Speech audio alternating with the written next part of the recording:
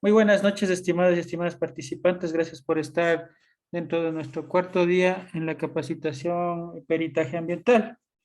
Gracias a todos por su puntualidad, pues y vamos a dar inicio de inmediato. Como siempre, recordarles que toda la información está subida al aula virtual y el link es de igual forma el mismo de todos los días, pues el que tendremos. Y el día de mañana yo les daré las indicaciones para la parte de la evaluación, que es necesaria rendirla para poder obtener el certificado, pero sin embargo, como siempre, informarles que está garantizado, ¿no? La obtención de su certificado. Le doy el paso de inmediato a la ingeniera Michelle Mosquera para que continúe con la capacitación. Adelante, ingeniera. Buenas noches.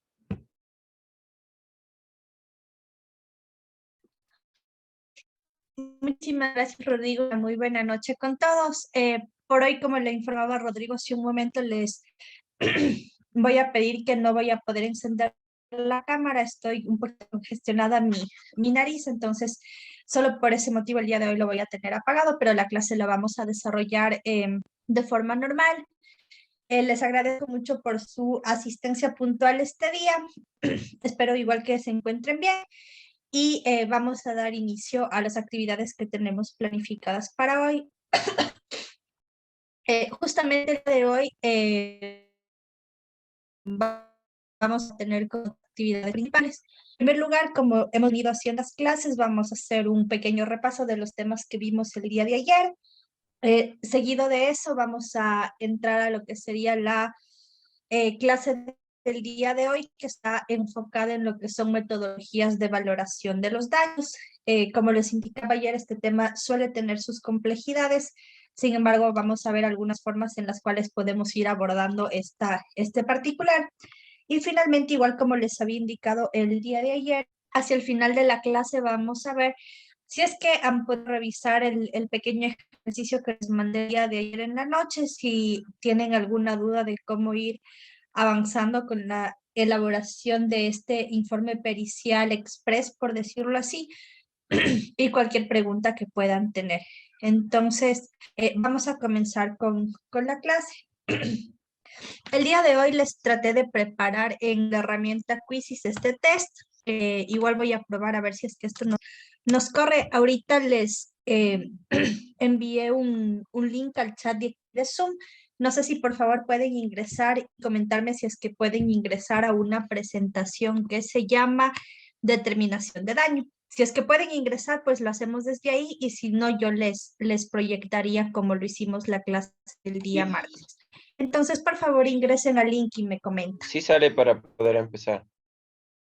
Ya, piden ninguna contraseña o algo parecido, ¿verdad? No solo sale empezar, desafiar amigos. Ya, perfecto. Entonces, esperemos, muchísimas gracias, Andrés. Esperemos a ver si los demás compañeros pueden ingresar. No sé si alguno de ustedes de pronto está desde sus celulares y se les hace un poco complicado ingresar. Yo les voy a proyectar igualmente compartir la pantalla de la presentación, que las personas que estén desde sus teléfonos puedan participar desde ahí. Eh, También igual les voy a ir leyendo las diferentes preguntas. Entonces, les doy un minutito más, por favor, para que puedan ingresar todos.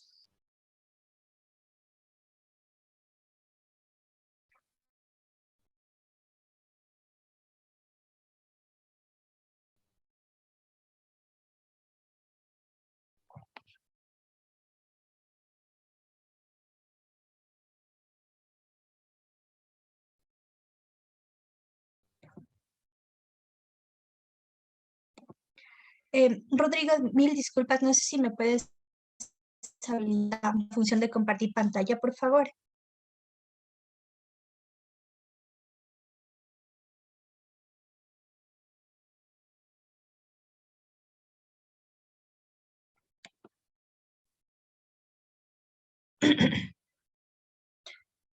A ver, Paula, nos indicas por el chat que tienes alguna dificultad de ingresar, entonces, por favor, a lo que les proyecto sigues desde mi pantalla y comentas en el chat tu respuesta a esa pregunta, ya no hay ningún problema. O activas tu micrófono como prefieras. Rodrigo, no sé si de pronto me escuchas, por favor. A ver, denme unos minutitos, voy a tratar de comunicarme con Rodrigo porque no puedo compartir pantalla, por favor.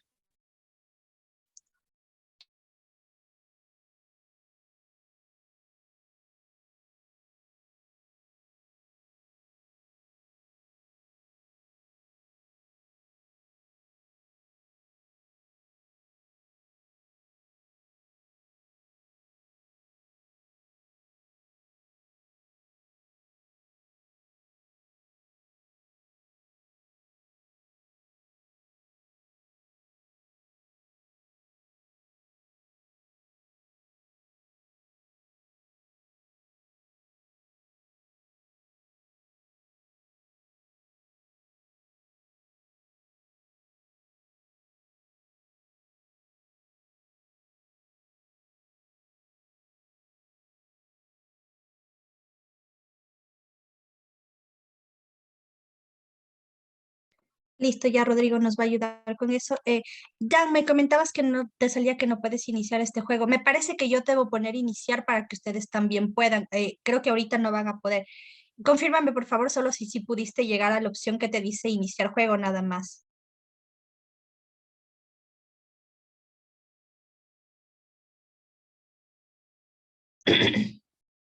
O no sé si de pronto alguien más tiene algún problema para ingresar.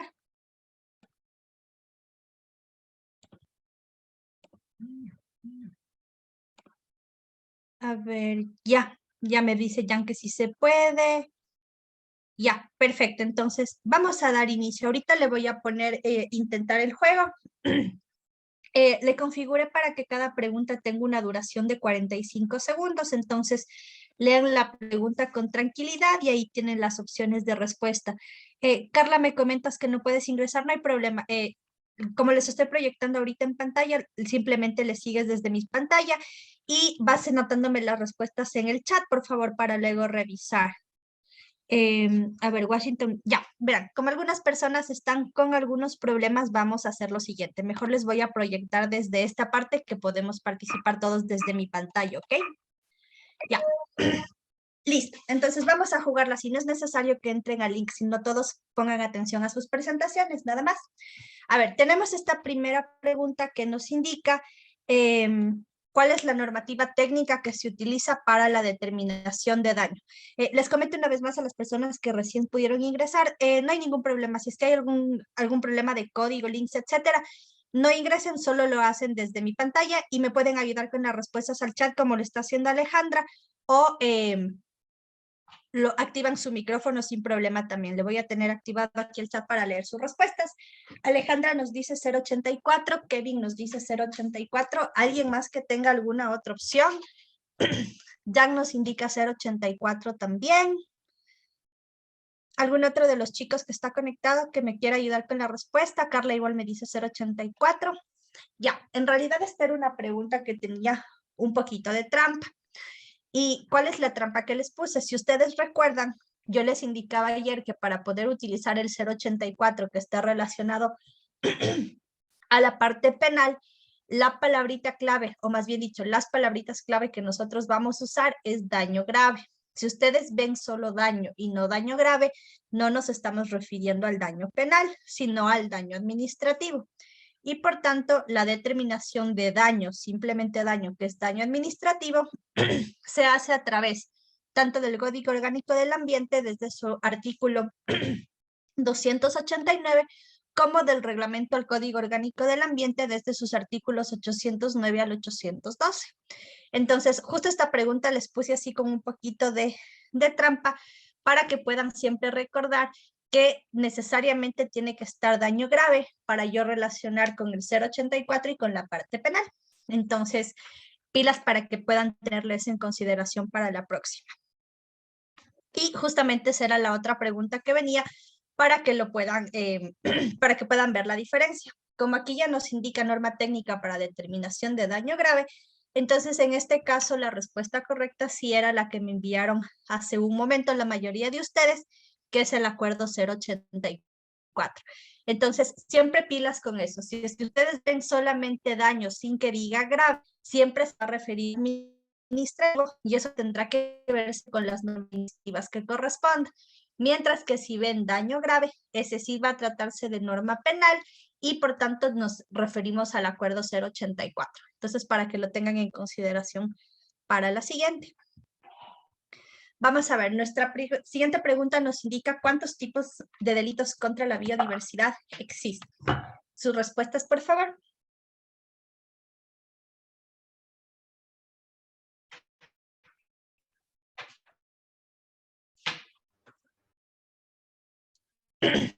Algunos de los compañeros que me acreditan, Jan nos indica que existen 5, Ilan nos indica que existe 4, Paola nos indica que existen 5, Isis 5, Alexis nos indica 4, Carla 4,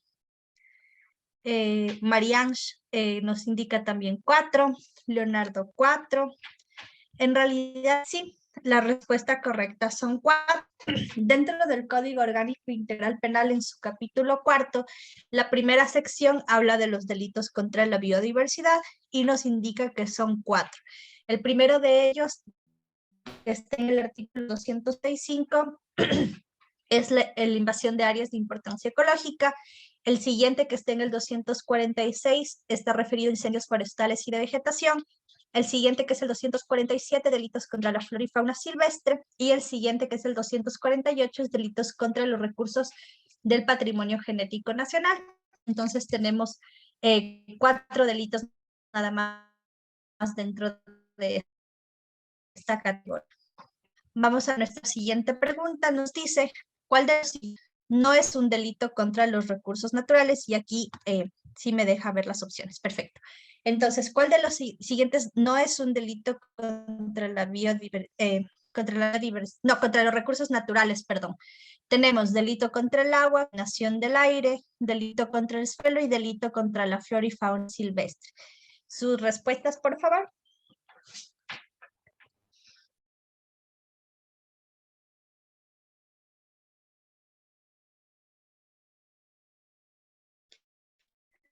Y la flora y fauna, delitos contra flora y fauna, contaminación del aire, flora y fauna.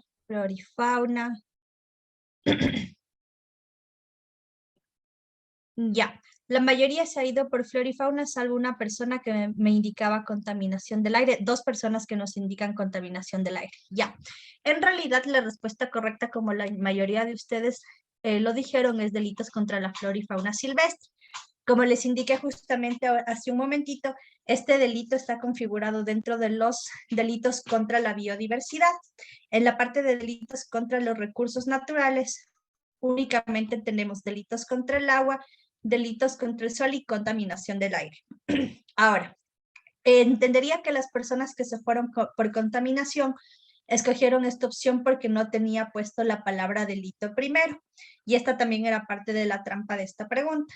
Les explicaba en la clase de ayer justamente que como el recurso aire es un poco complicado de analizar por su movilidad y por la susceptibilidad a tener contaminación difusa, en el Código Orgánico Integral Penal no se lo ha calificado como delito contra el aire, sino únicamente como contaminación del aire. Sin embargo, las características bajo las cuales se configura tienen una similitud de alcance con lo que es delitos contra el agua y delitos contra el suelo.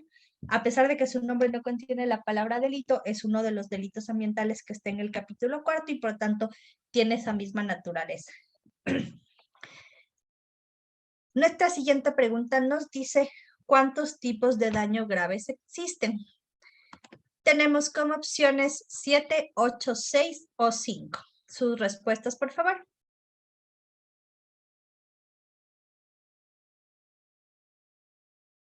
Ok, Carla nos indica que son 6. Paola 6, Marianne 7.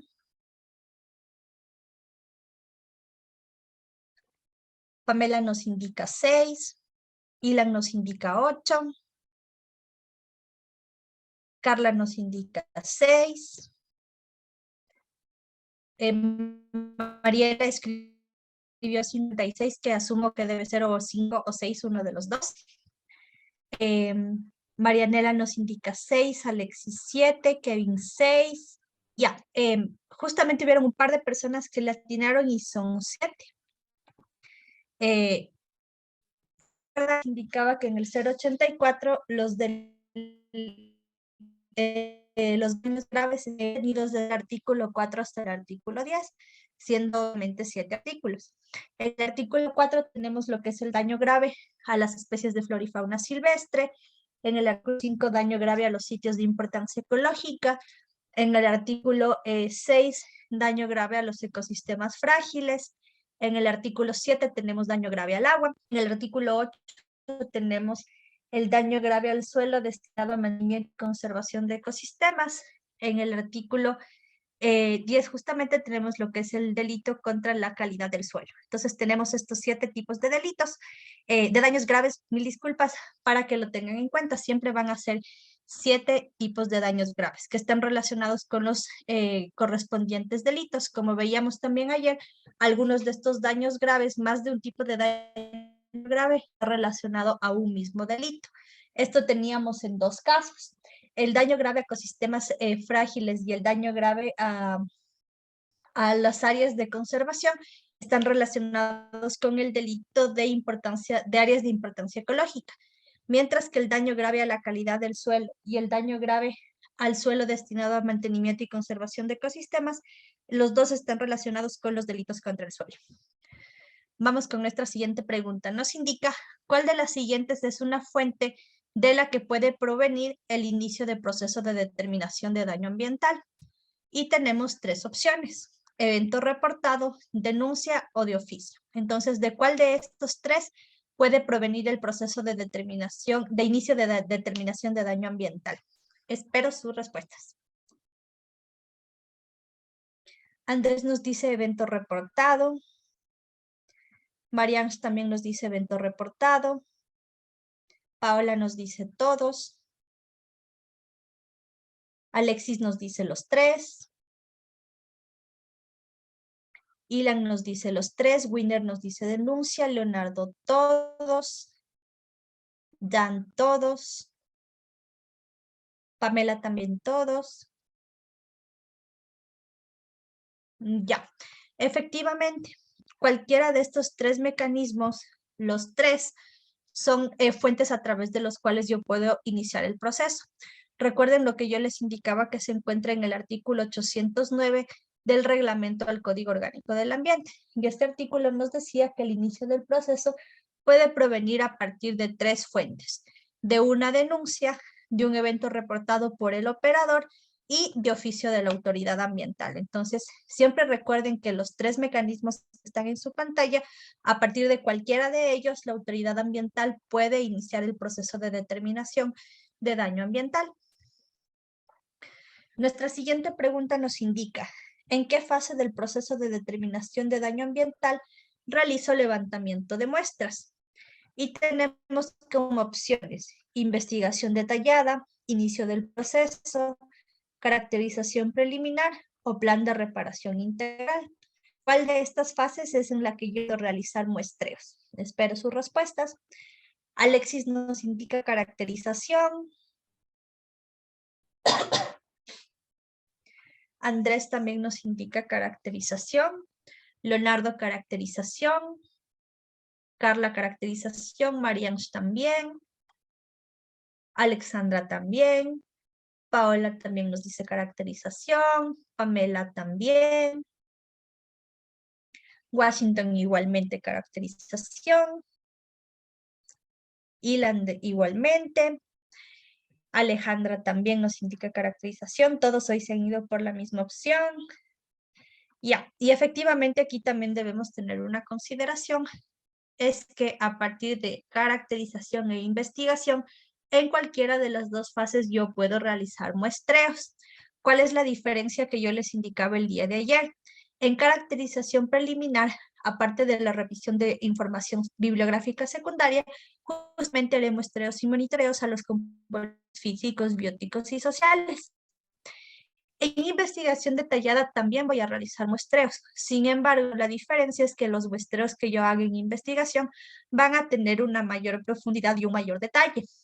Es la única diferencia, sí, pero en las 2 fases puedo realizar la actividad de los muestreos. Entonces, igualmente ténganlo en cuenta, revisen los artículos 809, 810, 811, donde está el proceso de determinación de daño y van a ver que en los dos nos indica que se pueden realizar estos muestreos. Como les indico, la única diferencia es el alcance de estos muestreos. En caracterización haré un muestreo simple y en investigación un muestreo más detallado. Nuestra siguiente pregunta nos indica, la caracterización preliminar la realiza un facilitador ambiental calificado, ¿verdadero o falso? Sus respuestas, por favor. Andrés nos dice verdadero, Paola nos dice falso, Kevin verdadero, Alexis falso, Mariela falso, Marianne falso, Carla falso, Ilan nos dice verdadero, Pamela falso. Ok, ¿alguna persona más? Winner nos dice falso también. Y efectivamente la respuesta es falso. ¿Por qué? Les indicaba ayer que la fase de caracterización la va a realizar un consultor ambiental calificado. Un facilitador ambiental calificado va a ser un profesional que va a participar en los procesos de participación social dentro de los licenciamientos ambientales, que no es el mismo alcance que tiene un consultor ambiental calificado. Entonces, mucha consideración ahí a la terminología utilizada. Es diferente el alcance de trabajo que tienen estos dos tipos de profesionales calificados. Entonces, la respuesta correcta aquí sería consultor ambiental. Y también hay que tener en cuenta que al igual que en caracterización preliminar, en investigación detallada también la información se va a realizar a través de un consultor calificado.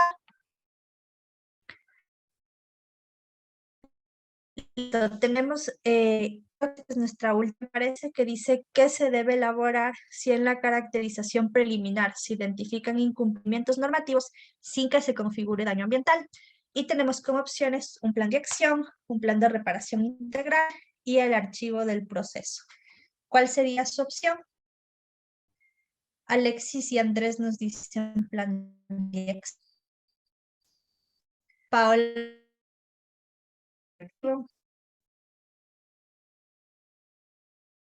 Carlos dice plan de acción, Mariela también, Pamela también, Leonardo también nos indica plan de acción, Ilan de igual forma, y sí, efectivamente, como vimos en la clase de ayer, en la fase de caracterización, Isis nos indicaba a todos, ya. Entonces, como veíamos en la clase anterior, me voy a regresar, no me deja regresar. Veíamos que en caracterización, una vez que yo levante la información primaria y haga la revisión de información secundaria y vea que sí hay afectaciones ambientales, pero que estas afectaciones ambientales no tienen elementos para yo decir que puede haber un daño, simplemente voy a solicitar un plan de acción correctivo, como bien nos indicaba una de nuestras compañeras, en el cual voy a incluir medidas de remediación y restauración. Para Isis, que nos comentaba a todos, ahí el plan de reparación integral les indicaba ayer que se realizará una vez que yo ya haya determinado el daño, que no es todavía esta fase. Y también la otra opción que teníamos del archivo les indicaba que este procedía cuando en la investigación preliminar que realice la Autoridad Ambiental Nacional no se identifiquen impactos que puedan generar daños. Ahí únicamente se archiva el proceso. Entonces, para que lo tengan en consideración. Hemos tenido también otra pregunta, perdón. Dice, ¿qué actividad no se contempla en un proceso administrativo sancionatorio? Y tenemos estas tres opciones.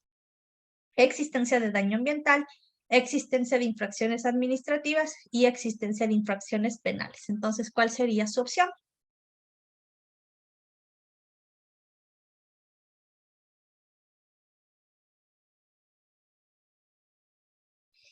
Les recuerdo la pregunta que era ¿cuál de estas no se contempla en un proceso administrativo sancionatorio? Paola nos dice existencia de infracciones penales, Ilan existencia de daño, Alexis penales.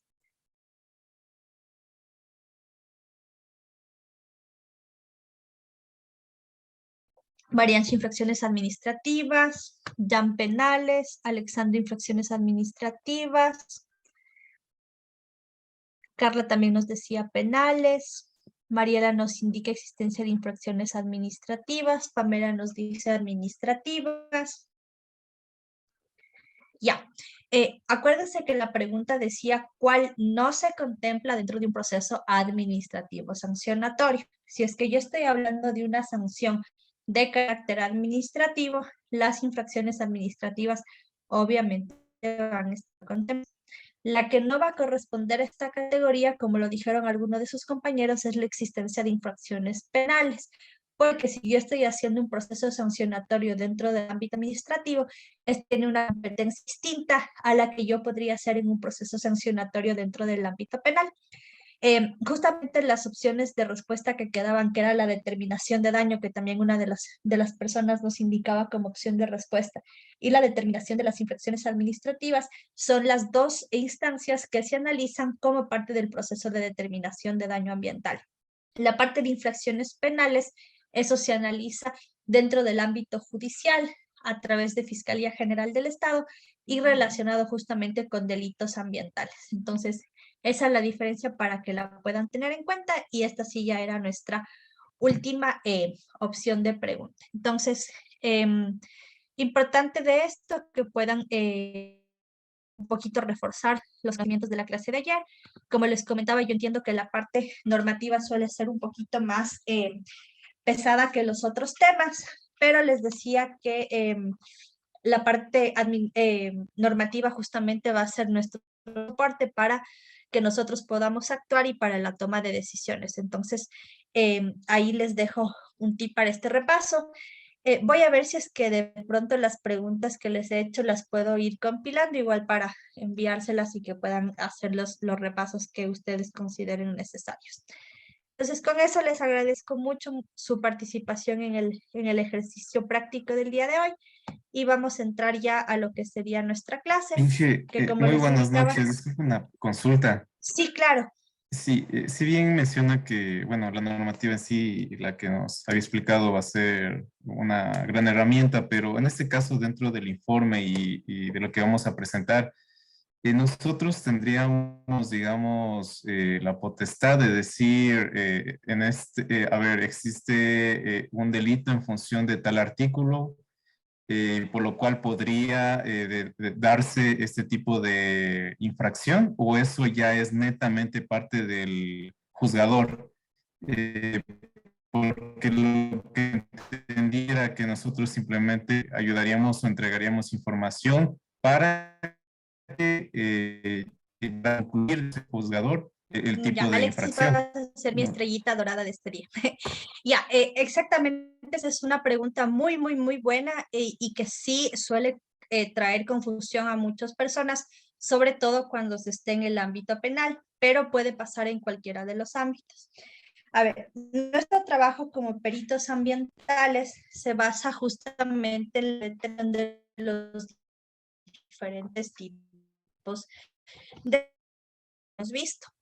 Como bien explica Alexis, nuestro trabajo de un informe pericial va a ser concluir acerca de la acción de este tipo de daños o el alcance que nos estén solicitando en nuestro peritaje. En la parte penal, justamente, que es a la que hacía referencia nuestro compañero hace un momento, es nuestro trabajo como técnicos concluir acerca de la determinación de daño grave, sea un tipo, dos tipos o los 7 o los que correspondieran. Nuestro informe simplemente concluye en si se han generado o no alguno de estos tipos de daño. ¿Por qué no podemos poder nosotros, lo que nos comentaba Alexi, decir, me invento, yo determiné que sí se generó un daño contra el agua y por tanto se ha cometido el delito contra el agua? Porque, como bien lo mencionaba Alexis, nosotros no somos juzgadores, no somos operadores de justicia.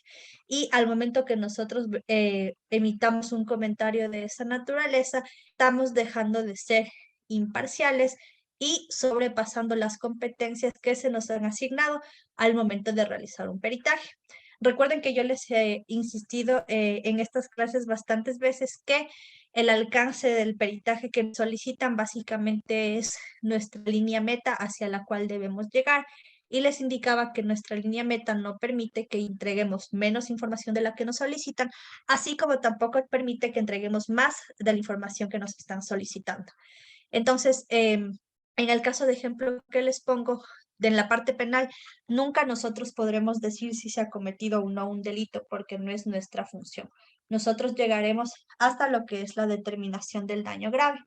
Y en la parte administrativa, dependiendo del ámbito en el cual nos soliciten el peritaje, pues concluiremos exactamente con ese alcance sin extrapolar las funciones que nos corresponden. Igualmente en la parte administrativa yo no puedo asumir el papel de la autoridad ambiental y decir, por ejemplo, aquí se ha cometido un daño contra la biodiversidad, por ponerles un ejemplo, y que a ese daño le corresponde una sanción administrativa de 20 salarios básicos unificados, porque nosotros no somos autoridad ambiental y no tenemos la competencia de establecer ese tipo de sanciones económicas.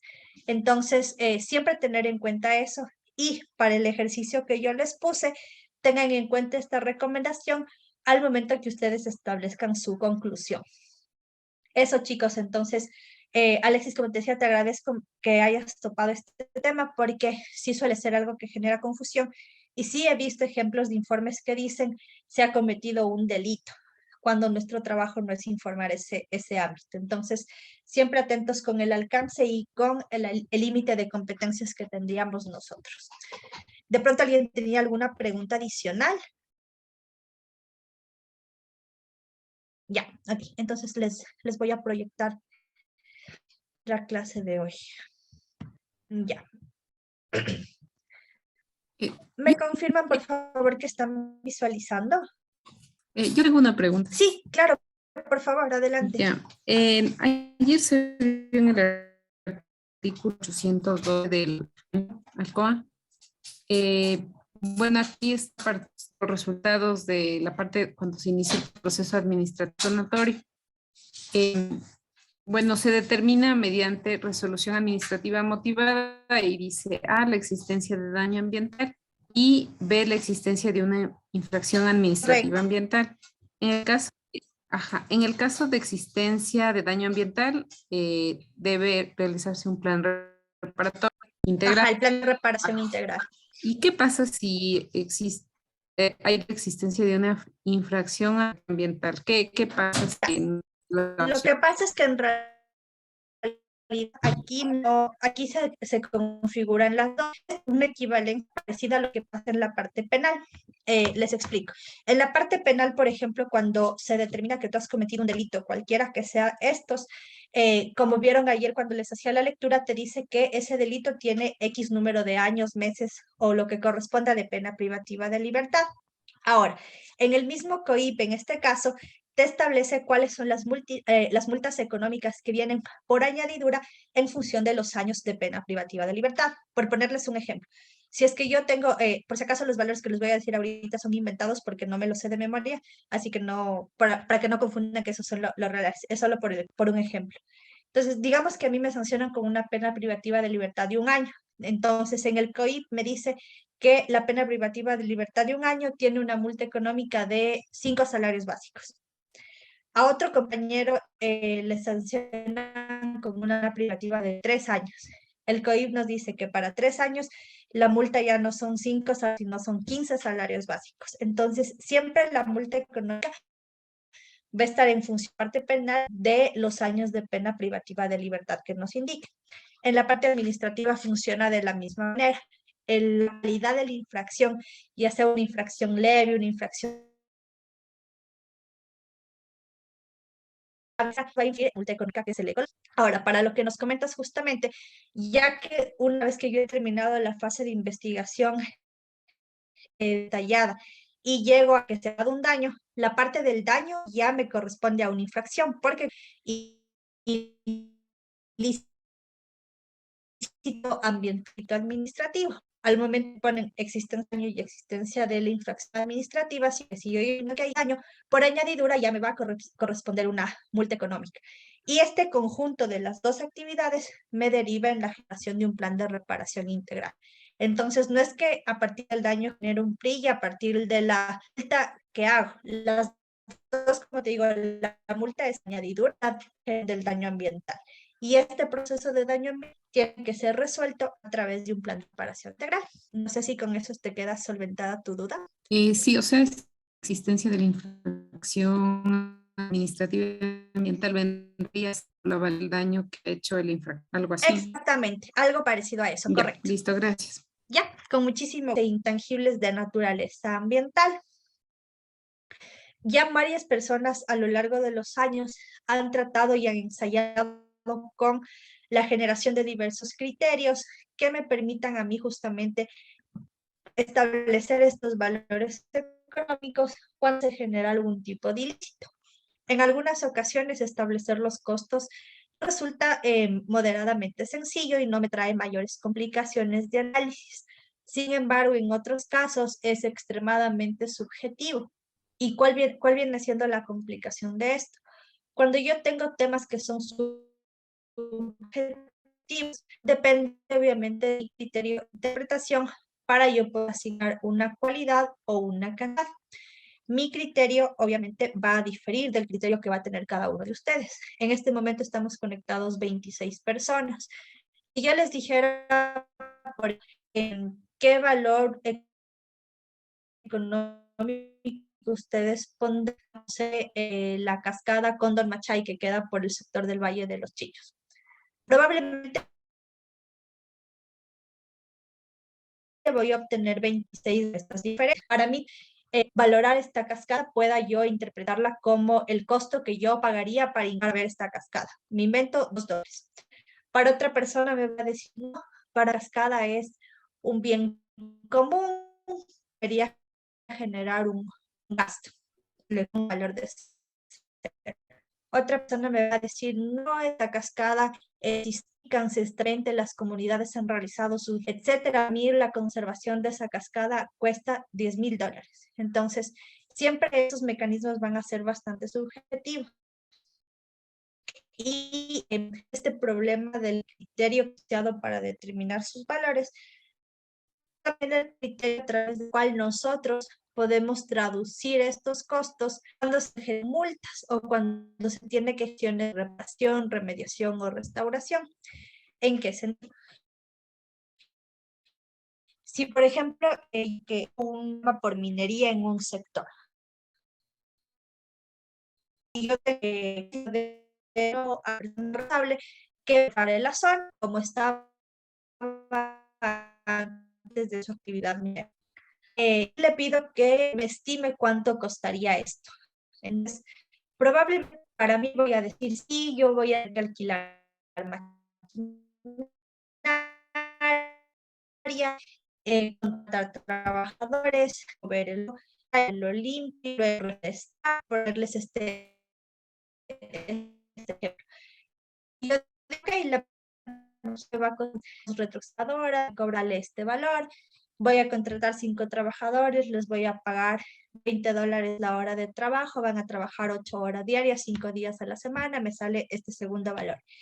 El conseguir el suelo limpio, tengo un volumen aproximado de 5 metros cuadrados, el metro cuadrado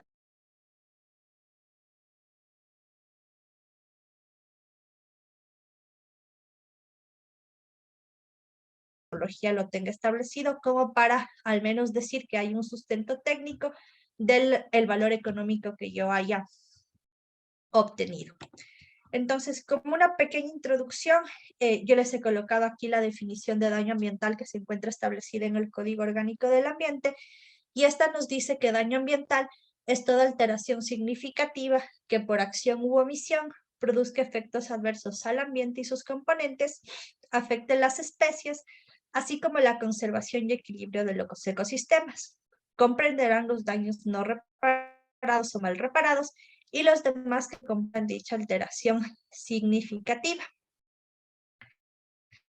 Con esta introducción, vamos a tener un concepto un poco sencillo de lo que sería una valoración económica. que es básicamente lo que les comentaba hace un momento, tratar de asignar un monto económico a las alteraciones generadas sobre el ambiente en cualquiera de sus componentes. Algunos autores consideran que esta valoración económica posibilita a futuro que se puedan generar diferentes tipos de políticas públicas que estén relacionadas con la conservación de los recursos naturales, como por ejemplo lo que sería la aplicación de tasas, multas económicas,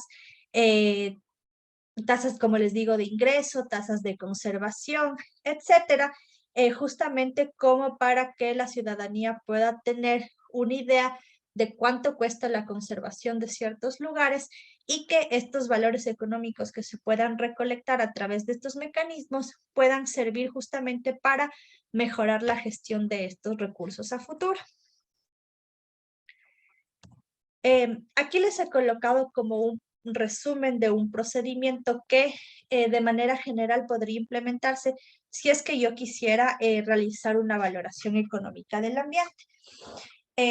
Como primer punto, lo que tendríamos que hacer es una identificación de la actividad económica que estaría originando estos presuntos daños.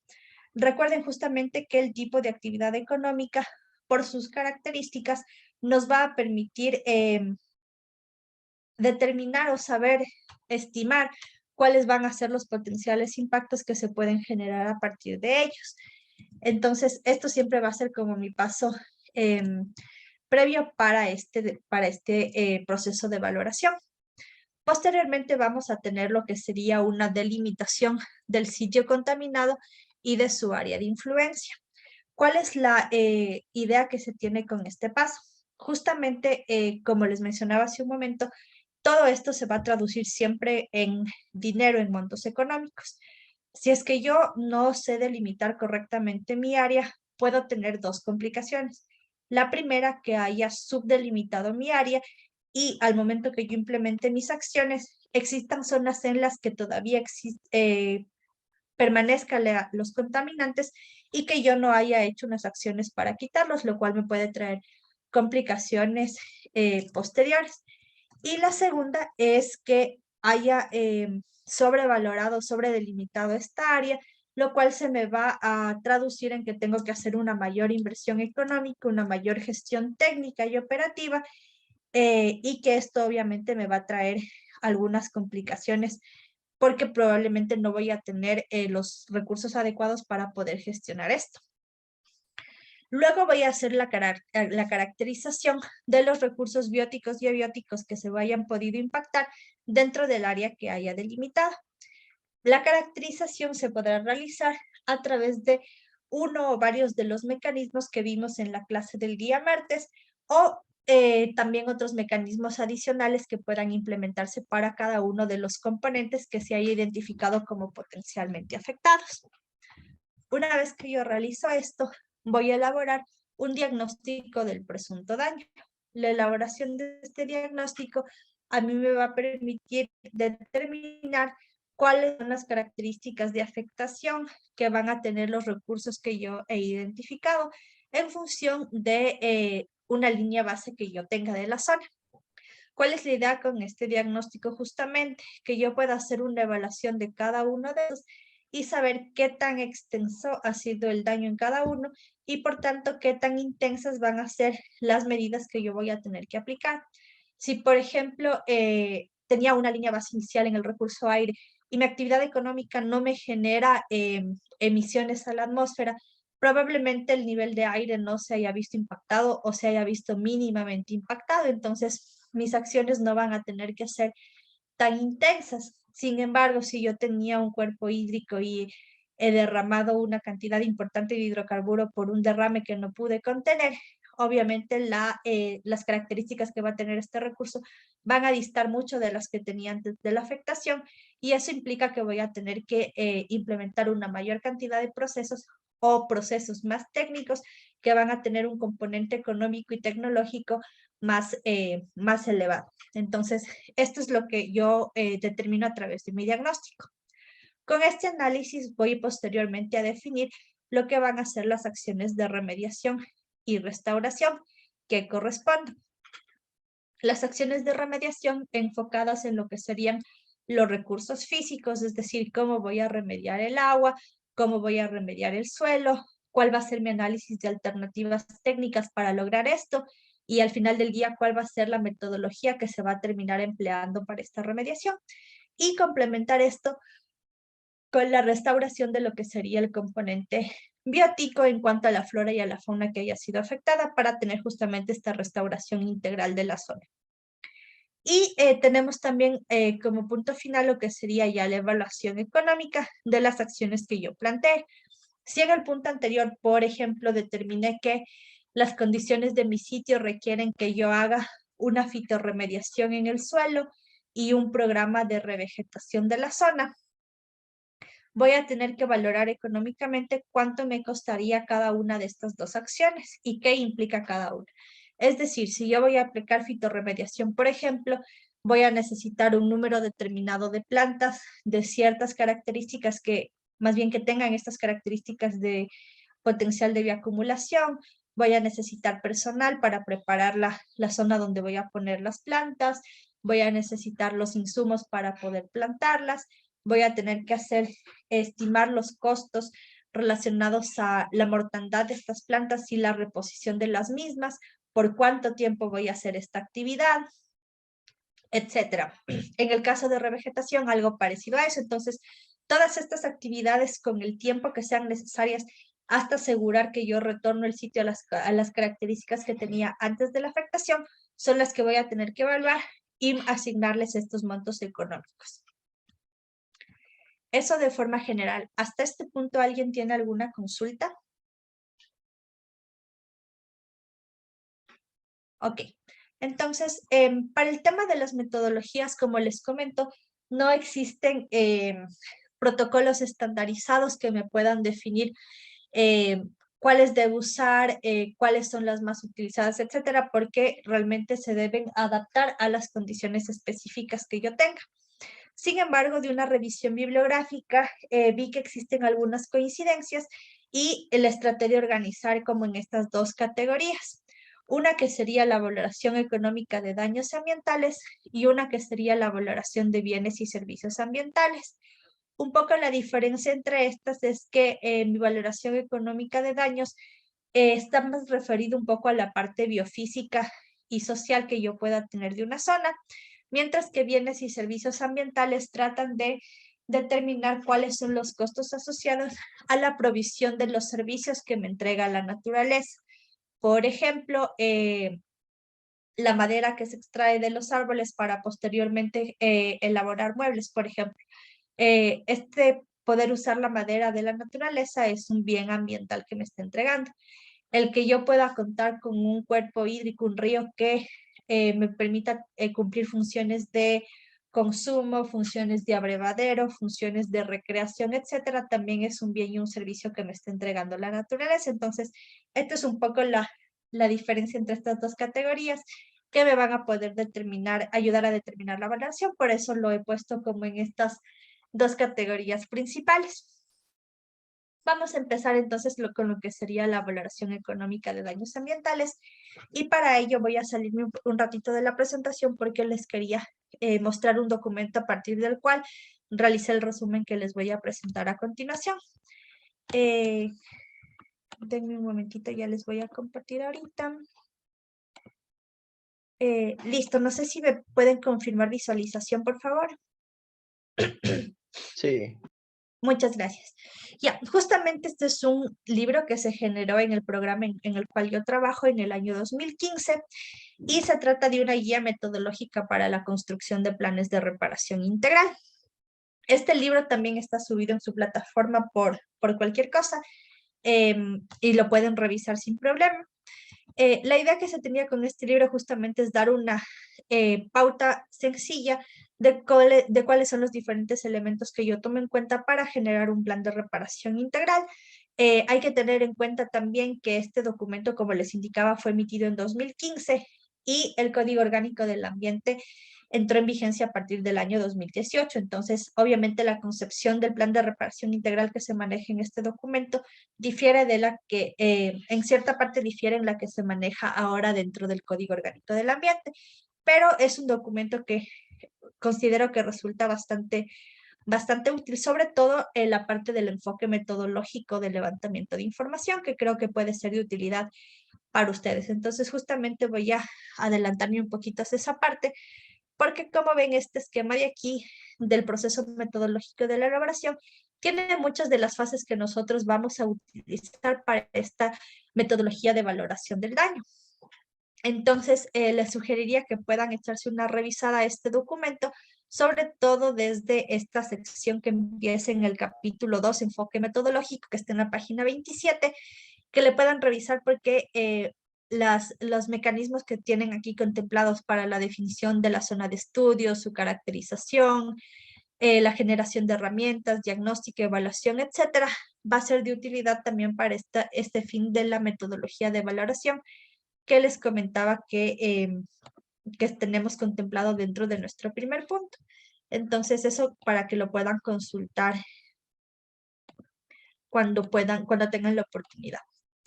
Entonces, justamente, volviendo a la presentación, esta valoración económica de daños ambientales podría resumirse en estos 5 puntos principales que les mencioné ya como hace un momento. Lo que es la determinación de la zona de estudio, su caracterización, su diagnóstico, su posterior evaluación y lo que sería ya su valoración.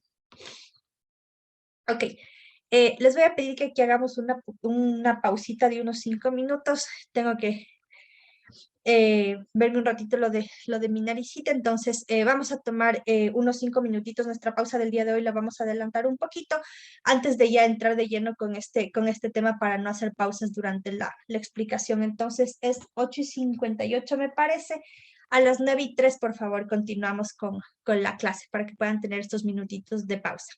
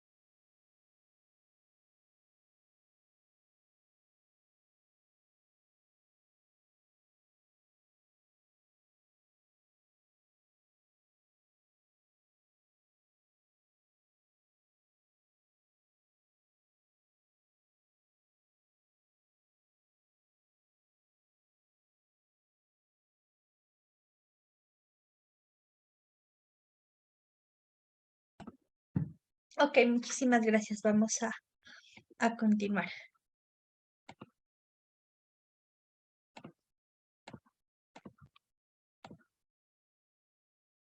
Listo. Ya, entonces como les mencionaba, tendríamos como que estas 5 fases principales para nuestra valoración. Como primer punto vamos a tener lo que sería la definición de la zona de estudio. Una zona de estudio va a ser considerada como un espacio o una unidad en la cual yo voy a analizar las diferentes, interacciones y dinámicas que puedan tener los componentes ambientales, ya sean físicos como bióticos y sociales, en relación a los impactos que se podrían estar generando como consecuencia del desarrollo de una determinada actividad económica.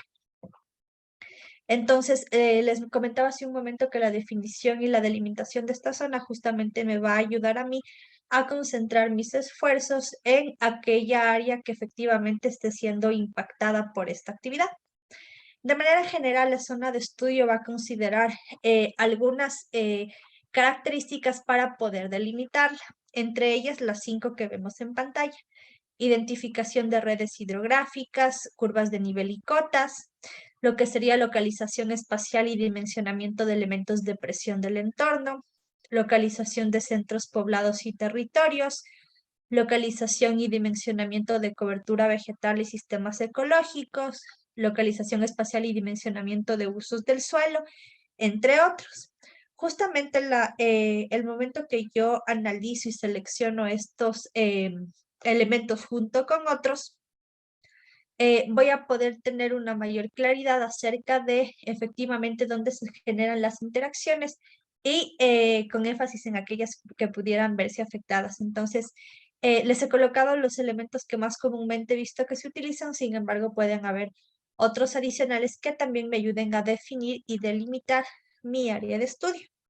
En esta parte, como les mencionaba, que vemos una parte física, biótica y social, justamente hay que tratar de ver que los factores o estos criterios que nosotros analicemos para la determinación de zona de estudio justamente puedan incluir a estos 3 componentes para que se haga una integralidad de nuestro análisis y no se produzcan sesgos en los reportes que podamos tener, o que hayan componentes que no están siendo analizados y que probablemente también estén impactados y luego no se generen acciones específicas para generar acciones de remediación, restauración o reparación integral. Entonces, una vez que yo defino mi zona de estudio, paso a lo que sería la caracterización de la misma. Y este va a ser justamente uno de los puntos más importantes que voy a hacer, porque a partir de esta caracterización yo voy a saber qué tan impactada o afectada podría estar mi zona. Entonces, al momento que yo caracterizo, lo que voy a hacer es describir cuáles son las condiciones particulares específicas, especiales que va a tener mi zona y que por tanto yo la he seleccionado como el área en la cual voy a realizar mis diferentes actividades. Esto siempre, como les mencionaba hace un momento, en relación a la actividad económica. Entonces, ¿qué voy a hacer para yo poder caracterizar? Lo que primero hacemos, como ustedes deben conocer, va a ser un levantamiento de información. Este levantamiento de información se puede hacer tanto de forma primaria como de forma secundaria. ¿Cuál va a ser mi levantamiento de información primaria? Cuando yo me traslado al sitio y a través de diferentes métodos y herramientas voy colectando los datos de información que yo necesite en los componentes físicos, bióticos y sociales que correspondan.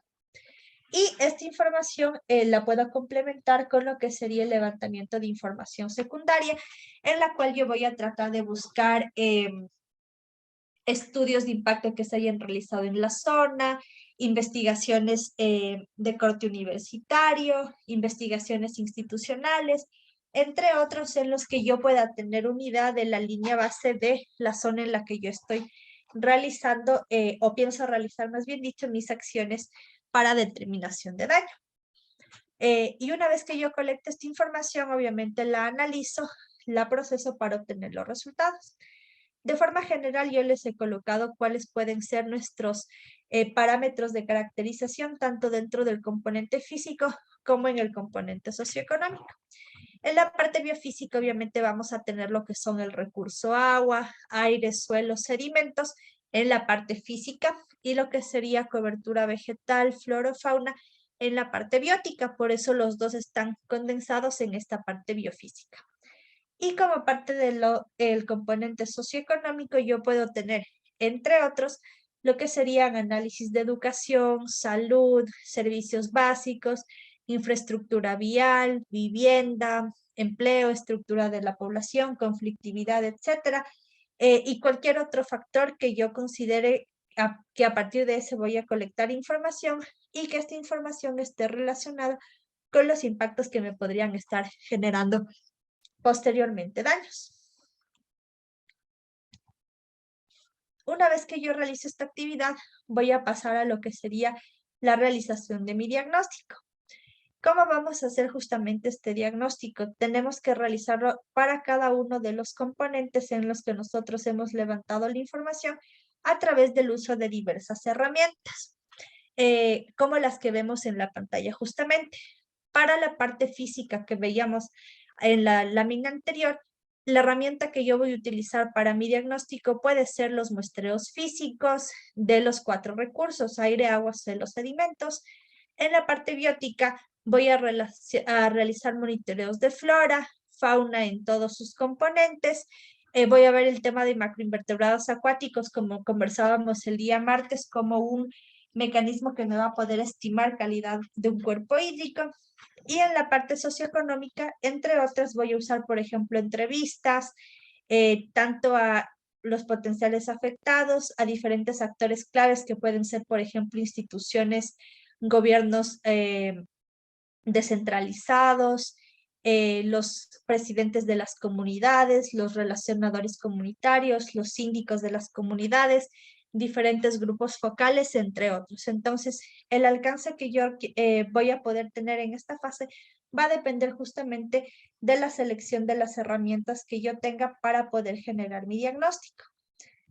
Entonces, una vez que yo aplico estas herramientas que les he puesto de ejemplo, voy a poder saber qué tan complejo van a ser las acciones que yo voy a tener que implementar en relación a la determinación de mi daño.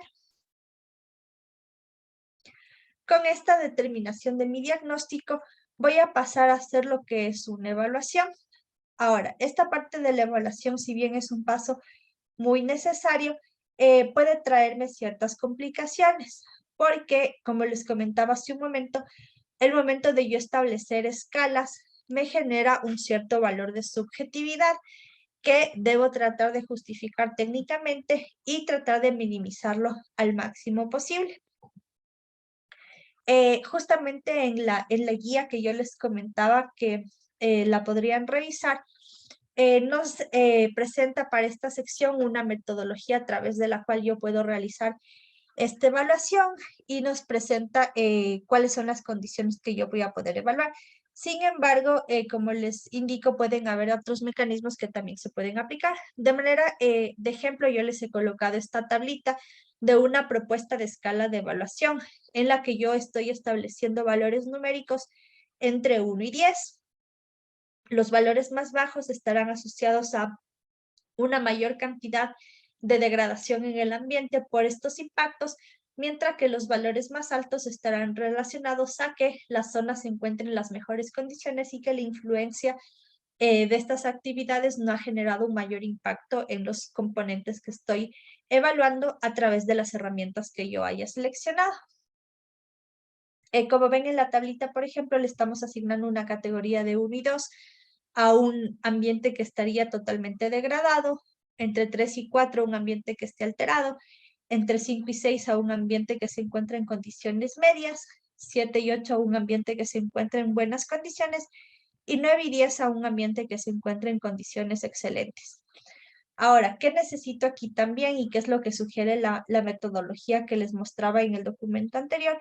Es que para cada uno de los componentes se pueda generar un grupo de expertos que van a ser los evaluadores de estas condiciones, con el fin de que a través de su experiencia puedan sustentar los criterios técnicos bajo los cuales le asignan una determinada escala, valor o categoría a los diferentes recursos que estén evaluando.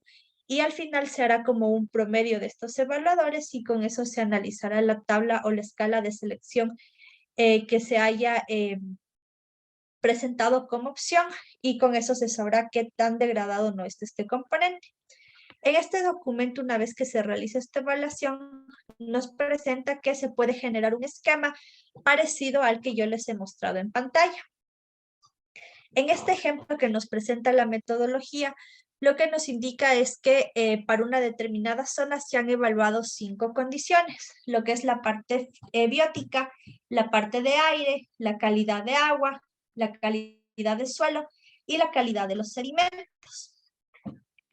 Entonces, este nos presenta dos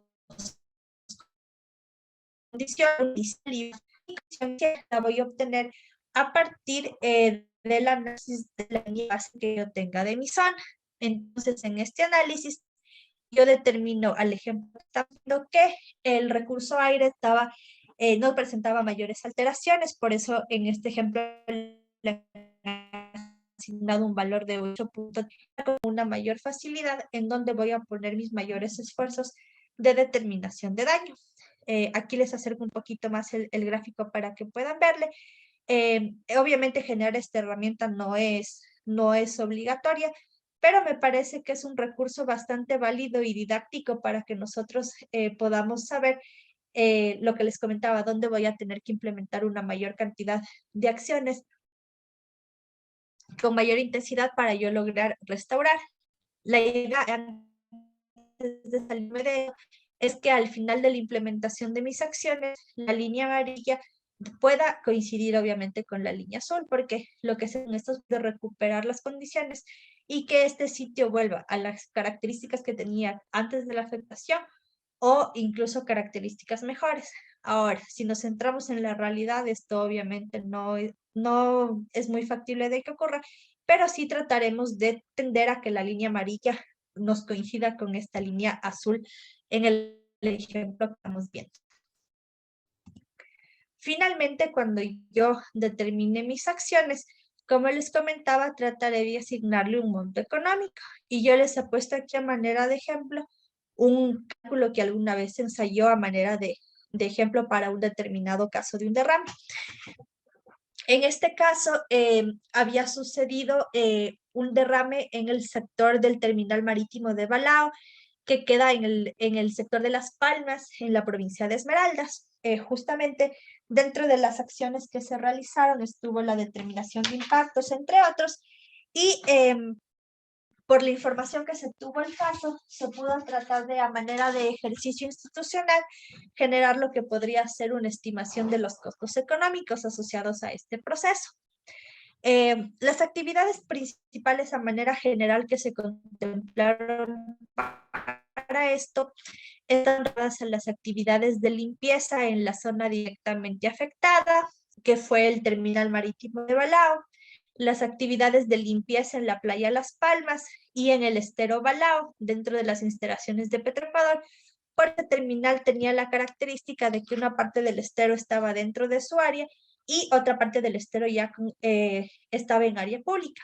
Sin embargo, por las características de este evento, el hidrocarburo que se derramó rebasó el área del estero dentro de las instalaciones y salió de esta zona. Y como este estero estaba conectado con el mar, el hidrocarburo llegó hasta el mar. Entonces, por eso se ha considerado las actividades de limpieza tanto dentro del terminal como en la parte de la playa que se vio influenciada por el evento. Se ha contemplado también lo que serían los productos químicos y materiales que se tengan que emplear para la contención del derrame, lo que sería un servicio de muestreo del laboratorio de agua y suelo, que va a ser un muestreo inicial, obviamente, para saber qué tan contaminado podría estar el sitio y hasta dónde nos pueden haber llegado estos contaminantes. Tengan en cuenta que el agua del mar también es un medio bastante dinámico, entonces tiene la posibilidad de que el hidrocarburo haya podido verse arrastrado hacia zonas que sí estén distantes de donde estaba el terminal. Tenemos también lo que sería un tratamiento y disposición de los recursos afectados por el derrame, refiriéndose a aquellos materiales peligrosos que se generen como consecuencia de la limpieza, así como el hidrocarburo que se vaya recolectando. La identificación de afectaciones del componente físico y biótico y un análisis del laboratorio final de comprobación de que las acciones de limpieza que se hayan implementado de forma correcta. Entonces, en este ejercicio los valores están bastante estimados. Los valores que están colocados como cero se colectaron de esa forma porque en los 3 primeros casos estas labores de limpieza fueron ejecutadas por el personal de Petroecuador mismo. No hizo falta la contratación de personal, sino que simplemente se dispuso al personal de las diferentes cuadrillas que participen en estas labores. Entonces, para este ejercicio se contempló que estas actividades de limpieza se realizarían, estarían relacionadas con los costes de contratación del personal. Y como en este caso les comento que no hubo contratación de personal extra, por eso se lo contempló con valor cero. En el caso del componente biótico, también al ejercicio se puso un valor de cero, porque no se determinó una afectación significativa, ya que, como les comento, el agua transcurría por el estero y la zona de playa que se afectó pudo haber afectado de forma mínima a alguna especie de fitoplancton, algo parecido que puede estar en el agua, pero no una especie de ictiofauna, por ejemplo, ni ningún animal de fauna doméstica que circulaba por la zona, entonces por eso se le colocó este valor de cero. Los otros valores, por ejemplo, en el tema de los muestreos, se contemplaron a raíz del número de muestras colectadas, los parámetros analizados y lo que son los gastos operativos del laboratorio por su traslado hacia los sitios. En la parte de limpieza, justamente se consideraron valores relacionados a los materiales empleados para esta labor de limpieza, justamente. Y algo parecido en lo que sería el tratamiento y disposición de los recursos afectados, entendiendo que se tiene que contratar a un gestor ambiental calificado para el tratamiento de estos desechos. Entonces, con este ensayo económico de ejemplo, salió un valor de $275,000 aproximadamente. Entonces, como podemos ver, este valor es bastante elevado para estas labores de limpieza. En el caso de Petroecuador, como les comento, que es una empresa grande y cuenta con el personal para atender ciertas labores y también dentro de su stock de materiales cuenta con muchos de los elementos requeridos para las labores de limpieza, los costos pueden variar frente a los que tendría que incurrir, digamos, otra empresa que tal vez no tiene esas mismas características o facilidades. Por eso recalco nuevamente que en muchas ocasiones la determinación de los costos termina teniendo este componente de subjetividad, inclusive en lo que sería la asignación de los montos, porque puede ser que algunos montos coincidan para todos los escenarios y otros, como en el caso del personal que les mencionaba, se contemplen en unos y no se contemplen en otros. Entonces, depende mucho de cuál es el sustento técnico que tenga el evaluador al momento de establecer estos valores. Y esto justamente en un potencial proceso de audiencia o de determinación ya de las acciones que tendrían que implementar para hacer la remediación, reparación o restauración de este sitio, este valor podría servir como una referencia para saber cuánto más o menos costaría esta actividad. Ahora, obviamente, la determinación de las acciones, los cronogramas, con sus plazos, costos, responsables, materiales, insumos, equipos, etcétera, tendrán que plantearse acorde a lo que solicita la autoridad ambiental en sus secciones pertinentes de normativa. Esto con este primer caso. ¿Hasta aquí tenemos alguna pregunta?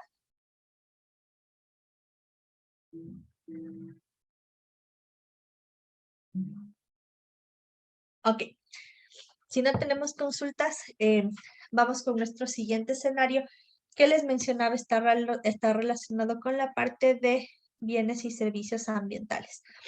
Permítanme un segundito, por favor.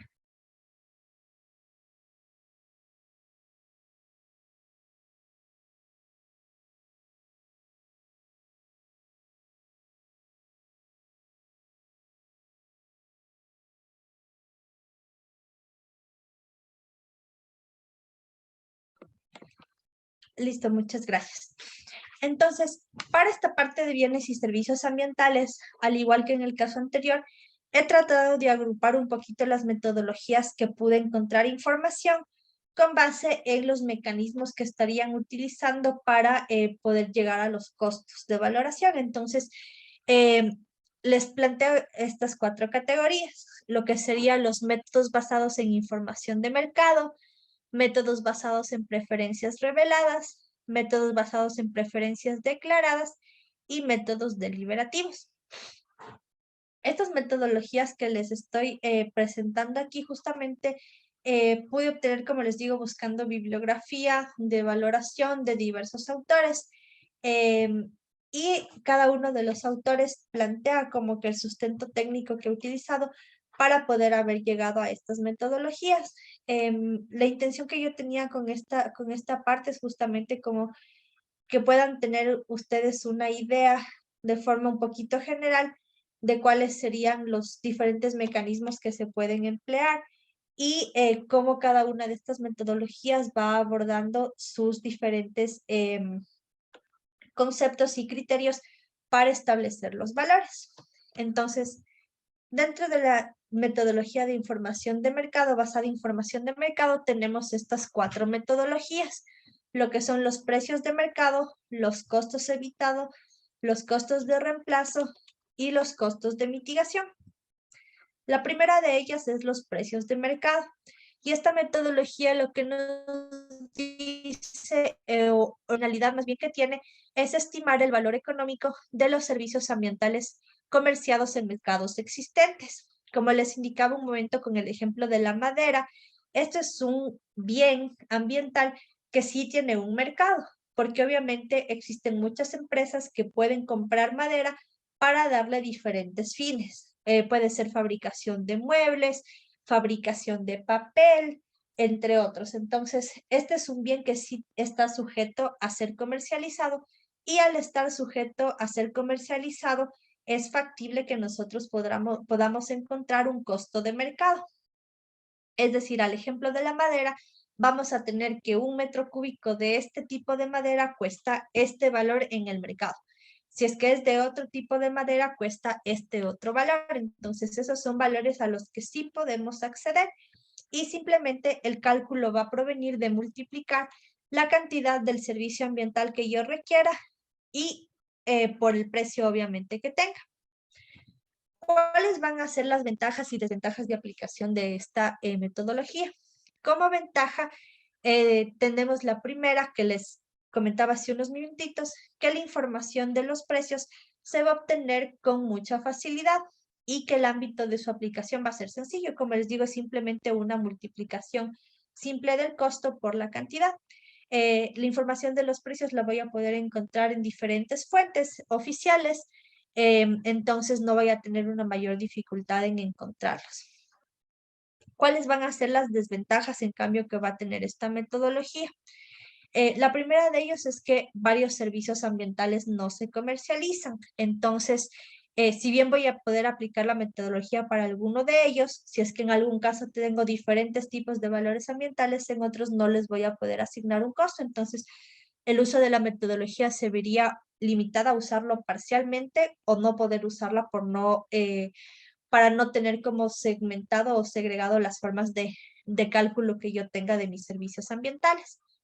Otra desventaja que voy a encontrar en esta metodología es que los precios de mercado pueden alterarse o pueden ir variando con el tiempo y con eso variar el cálculo que yo haga. Si, por ejemplo, yo establezco un estudio económico el día de hoy, lo culmino y obtengo que mi valoración de esta determinada afectación tuvo un costo de $1,000. Puede ser que mañana pase algo como estos eventos que hemos estado teniendo últimamente, que pase un evento de carácter de salud a nivel mundial como una pandemia, puede ser que pase un evento como los paros que hemos tenido, movilizaciones sociales, puede ser que se genere una catástrofe natural como un sismo, por ejemplo. Entonces, estas actividades pueden generar una variación en la forma en la que normalmente se desarrollan las actividades y esto va a influir en los costos de los precios que puedo tener. Si, por ejemplo, estamos en el caso de las movilizaciones, en las que, como ustedes conocen, existen restricción de movilización, pero obviamente los costos de adquisición de ciertos bienes van a ser elevados porque voy a tener una mayor dificultad para adquirirlos. Entonces, este tipo de situaciones a mí me va a generar una variación en los costos y probablemente si yo tenía elaborado un estudio, pasó una cierta actividad y quiero retomar el estudio, los valores que yo haya calculado ya no van a ser reales y probablemente tenga que hacer un recálculo de los mismos si tuviera que aplicarlos ya en este segundo momento. Eso con esta metodología. La segunda va a ser la de los costos evitados. Esta metodología lo que me va a permitir es valorar las inversiones económicas a las que se hubiera incurrido ante la ausencia de un bien o de un servicio. Y esto, por ejemplo, está relacionado con el tema de la contaminación atmosférica. Algunos expertos plantean, por ejemplo, ¿qué pasaría si yo no contara con aire limpio para respirar?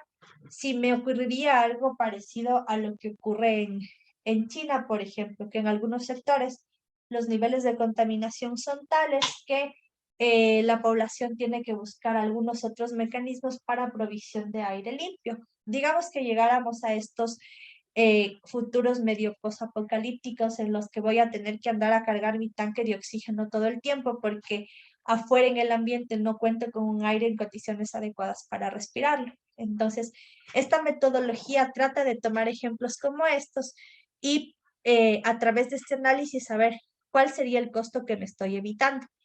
Al ejemplo que les pongo, digamos que mi máquina de oxígeno personal portátil tiene un costo de $100 al mes, porque obviamente voy a tener que recargar mis tanquecitos de oxígeno. Entonces, si yo te digo, por ejemplo, para conservar limpio esta área, tú te estás ahorrando $100 al mes, es decir, $1,200 mínimo al año por los tanques que vas a tener, por este mecanismo de provisión de oxígeno limpio. Entonces, yo voy a conservar esta zona, pero debería invertirse una cantidad de X valor para que yo pueda conservar esta zona y no llegar a que tú tengas que invertir ese mismo dinero en poder contar con otro mecanismo que te provea el mismo servicio ambiental. Esta es la idea de esta metodología. ¿Cuáles van a ser las ventajas que yo voy a tener a partir de la metodología? Justamente que este método es un poco económico y de fácil adquisición de la información. Sin embargo, la desventaja que voy a tener es que no tengo una forma de asegurar que la población esté dispuesta a pagar por la alternativa que yo estoy seleccionando. Al ejemplo que les daba, si yo les comento ahorita, ¿quién de ustedes está dispuesto en este momento a entregarme $1,200 para asegurarle que en el transcurso de un año va a tener la provisión de aire limpio? Probablemente ninguna de las 27 personas que estamos aquí. Entonces, si bien estas ideas tienen un trasfondo ecológico importante, es bastante complicado que la población genere estos compromisos, sobre todo cuando estamos tan acostumbrados a contar con ciertos bienes y servicios ambientales que para nosotros ya nos resultan como cotidianos y no los vemos como una provisión de un servicio, sino como algo inherente al desarrollo de nuestra vida. Al ejemplo que les pongo, respirar. Nosotros respiramos desde que venimos a este mundo y es algo que ya damos por sentado. No pensamos que el ambiente nos esté entregando aire en ciertas condiciones para respirar, sino que es algo inherente al desarrollo de nuestra vida. Entonces, tratar de traducir esto a un valor económico va a tener sus complicaciones. Igualmente, es posible que en algunas ocasiones no se pueda representar por completo al servicio ambiental afectado, sino solo enfocarlo en un uso específico, como en el ejemplo que les estoy dando en este momento. Entonces, esos van a ser los planteamientos que se han analizado para esta metodología. Nuestra siguiente metodología va a ser los costos de plazo. Esta metodología tiene como fin estimar los costos de construcción, instalación y mantenimiento de tecnologías que reemplacen a un determinado servicio. Y como ejemplo les he puesto la instalación de una planta de tratamiento de aguas residuales. Entonces, ¿cuál es la idea con esta metodología? Digamos que yo tengo una comunidad en la que no cuento con un sistema de tratamiento de aguas y como no tengo este sistema, las aguas residuales que se generan son descargadas directamente hacia los cuerpos hídricos. Por tanto, la población que vive cerca no tiene la oportunidad de utilizar este cuerpo hídrico para su consumo humano, por ejemplo, porque sabe que si consume agua de ese río, lo más probable es que se enferme y que pueda tener otras complicaciones en su salud. Entonces, ¿cómo valoro este servicio ambiental?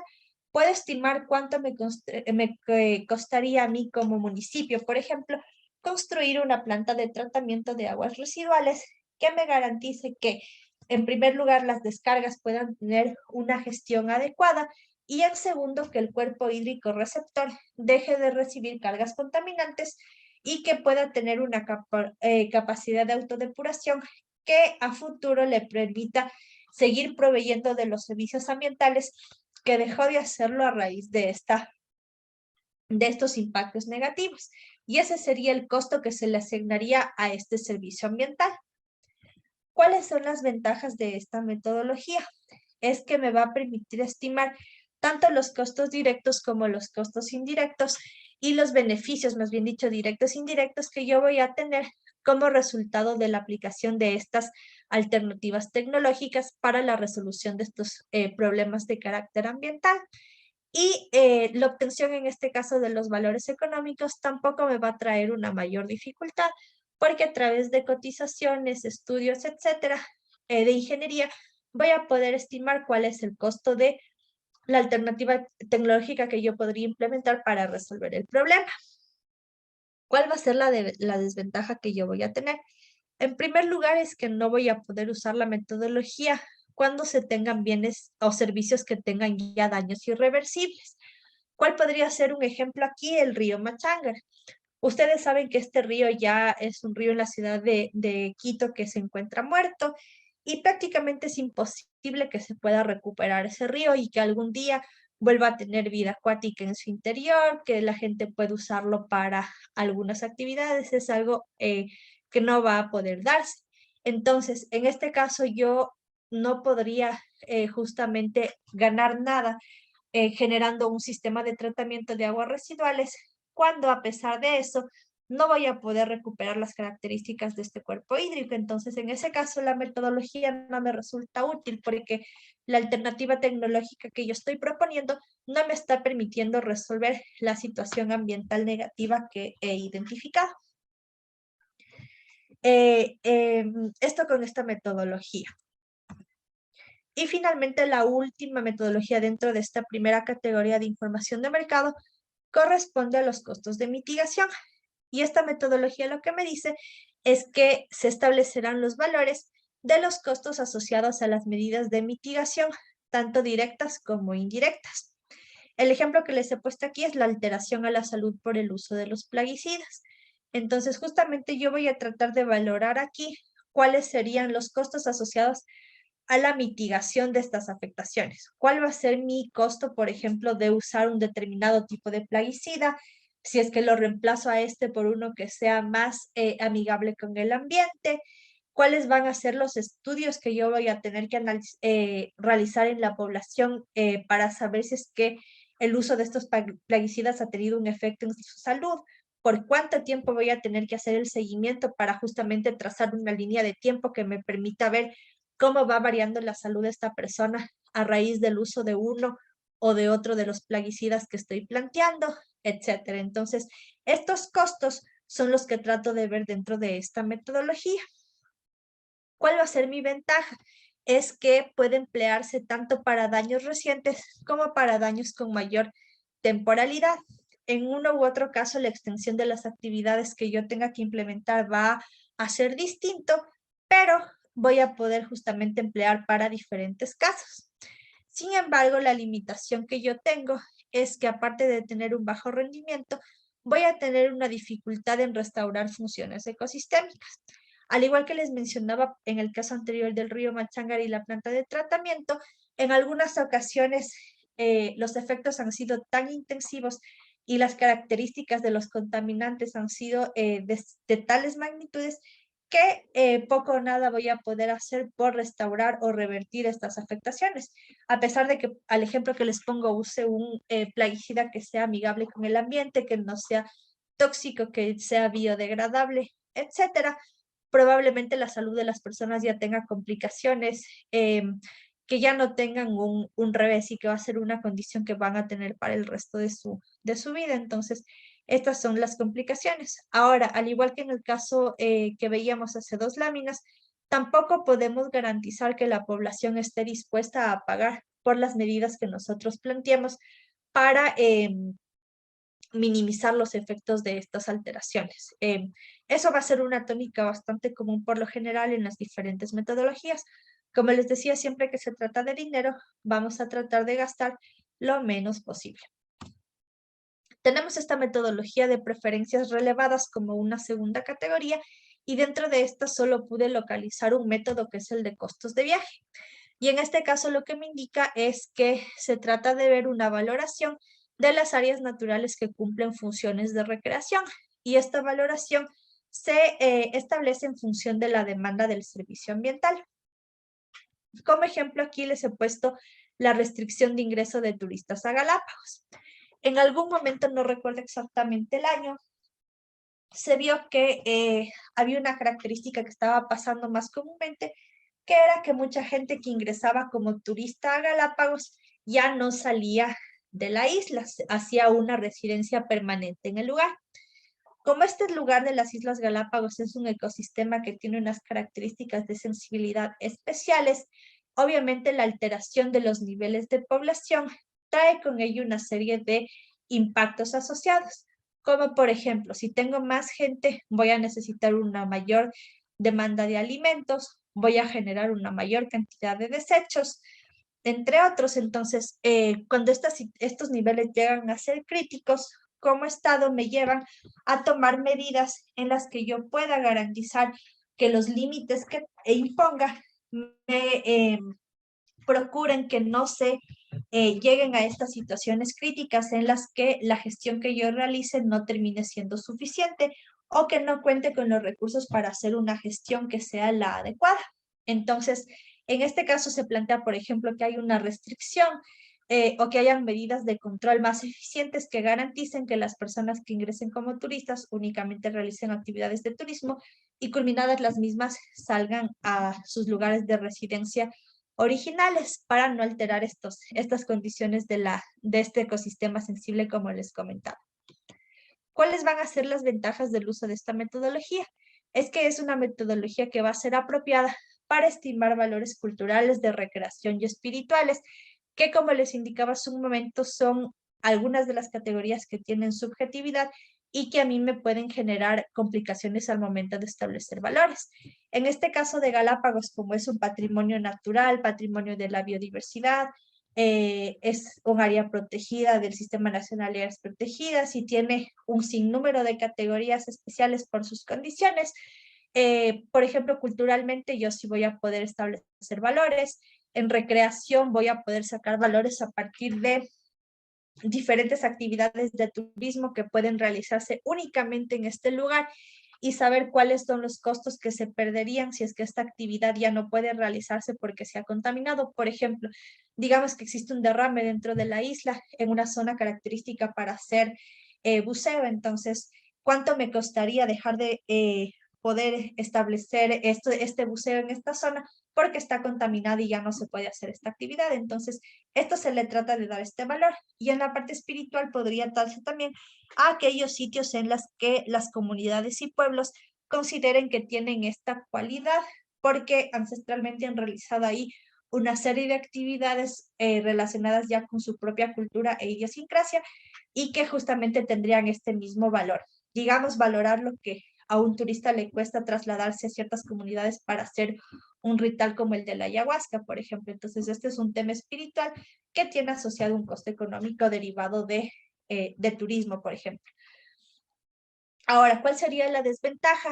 Es que va a ser un poco complicado estimar estos valores para sitios que tienen más de una función de interés. Galápagos sigue siendo un buen ejemplo para esto. Una determinada zona puede ser que no únicamente se utilice para fines de buceo, como les decía, sino puede ser que también tenga actividades de caminata y que también aparte de eso tenga actividades de recreación como paseo en bote, y aparte de eso tengo un restaurante que tiene un chef reconocido y que los turistas visitan este lugar solo para consumir la comida preparada por este chef especial. Entonces, si es que por algún evento de contaminación como el derrame que yo les decía, la gente dejara de asistir, va a ser un poco más complicado estimar cuál de estas opciones se vería más afectada, porque no todas las personas realizan las mismas actividades. Si todas las personas fueran a hacer buceo, caminata, el restaurante y los paseos en bote, podríamos distribuir homogéneamente estas estimaciones. Sin embargo, algunas personas tal vez solo comerán, otras comerán e irán en bote, otras solamente harán el recorrido de caminata, etcétera. Entonces es un poco difícil estimar esto cuando tienes más de una función ecosistémica que se realiza en un mismo lugar. Y ya, en la tercera categoría tenemos lo que tiene que ver con preferencias declaradas, y dentro de esta tenemos dos valoraciones, lo que es la valoración contingente y lo que son los modelos de elección. Dentro de la valoración contingente nos indica que lo que vamos a analizar es el valor que se otorguen a los de las personas derivados de la oferta de un determinado bien. Y como ejemplo les he puesto la disposición de pago para conservar una cuenca hídrica. Esto tiene algo de similitud con algunos de los métodos que ya veíamos anteriormente, en las que yo también puedo consultar a la población qué tan dispuesta o qué tanto dispuesta se encuentra a pagar una cierta tasa para que un determinado ecosistema, área, servicio ecosistémico bien pueda mantenerse conservado. Recuerdo que en el ministerio, tal vez fue el año 2016 más o menos, hubo algún problema entre dos instituciones públicas justamente, porque me parece que era el ministerio me parece que era el MAGAP, pero no estoy muy segura, tendría que verificarlo. Tenía un proyecto para la construcción de un puerto en un determinado lugar de la costa ecuatoriana, porque las condiciones de este lugar daba justamente para que este puerto pueda funcionar de manera correcta. ¿Cuál era la complicación? Que muy cerquita y en parte de la zona donde se pretendía contratar el puerto, se vio que había una zona de anidación de la tortuga carey. Y justamente si es que se implementaba la construcción de esta obra, se hubiera afectado significativamente a la población de la tortuga, porque ésta ya no hubiera contado con su lugar específico en la que realizaba los procesos de anidación, y por tanto se hubiera afectado a la integridad de esta especie. Entonces, en este punto como uno de los mecanismos dentro de los cuales las instituciones planteaban sus puntos de vista, desde la parte ambiental se planteaba a la población de esta zona qué tanto estaría dispuesta la zona a colaborar para que esta área siga siendo un área en la que se asegure que el desarrollo de esta tortuga pueda darse de forma correcta. Entonces, esto se traducía a montos económicos. Por ejemplo, yo estoy dispuesta a pagar $10 mensuales para las labores de conservación de esta zona, o yo estoy dispuesta a pagar $100 mensuales para esta actividad, etcétera. Entonces, esto es lo que se trata de ver con este tipo de valoración. La ventaja que tiene es que igualmente la recolección de datos socioeconómicos va a ser sencilla. Voy a poder aplicar encuestas como la que les comento, en las que a través de preguntas sencillas de opción múltiple, la población me va a poder generar su criterio acerca de los datos económicos que yo necesitaría. Sin embargo, la desventaja que tiene es que una mala administración de estas herramientas de recolección de información podría desvirtuar la información recopilada. Si es que yo no hago una buena selección de la muestra bajo la cual voy a aplicar mi herramienta seleccionada para el levantamiento de información, puede ser que genere datos sesgados que no corresponden a la realidad. Al ejemplo de la tortuga que les pongo, si es que yo hago ese análisis para las personas que viven en, me invento, San Borondón, versus aquellas personas que residen en la ciudad de Guayaquil como tal, o versus a las personas que residen en un recinto. Obviamente el nivel socioeconómico y cultural de estas tres zonas que les pongo de ejemplo es diferente. En algunas zonas la población está en capacidad de dar un mayor aporte económico y en otras ser un menor aporte por sus capacidades económicas. También voy a tener que en algunas zonas les interesa la conservación del ambiente y en otras zonas no les interesa, y a pesar de contar con los recursos, puede ser que no estén dispuestos a aportar ningún monto económico. O puede ser que el monto económico que me estén ofreciendo estos lugares sean muy elevados. Entonces, puede ser bastante subjetiva la información que yo levante si es que no hago un buen esfuerzo de muestreo para garantizar homogeneidad de resultados. Nuestra siguiente metodología va a ser la de los modelos de elección. Esta metodología nos dice que se tratará de proporcionar una valoración para los servicios ambientales que no son mercadeables. Recuerden que en nuestro primer método veíamos aquellos bienes o servicios que tienen precios de mercado y que por tanto es fácil obtener la información.